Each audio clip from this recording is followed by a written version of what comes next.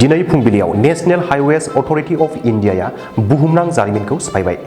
अन्ध्र प्रदेशनि बिखायाव हरसेमानि खामानि मावनानै इन्जिनियार्सफोरा मोनसे प्रजेक्टआवनो मोननै गिनिस वर्ल्ड रेकर्ड मोननो हादों। बेंगलुरु कडपा विजयवाड़ा इकनमिक्स करिडराव जाफेरै मोनसे मिशनखौ जागायनाय जादोंमोन। सत्यसाई जिल्लानि पुट्टपार्टीनि खाथियाव खामानि मावनानै NHAI आरो बिनि लोगो राजपथ इन्फ्राकना बेखौ फोरमान खालामनानै दिन्थिबायदि भारतनि इन्फ्रास्ट्राक्चारा दा रावनिबो उनाव गैया। मैया फुंनि 8 रिंगानिफ्राय जागायनानै दिनै फुंनि 8 रिंगासिम गासै 24 घन्टायाव 28.95 लेन किल'मिटार बिटुमिन्स कंक्रिट गायसननो हायो।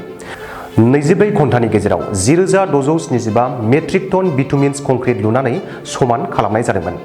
बेयो भारतमाला बिथांखि खोन्दो 2 नि बाहागो। बे 6 लेन एक्सेस कन्ट्रल एक्सप्रेसवेआ आबुङै खामानि मावखांनायनि उनाव बेंगलुरुनि आईटी हाब आरो अन्ध्र राजथावनि अमरावतीनि गेजेराव दावबायनायनि समा 12 घन्टानिफ्राय खमायनानै 6 घन्टाल' जागोन।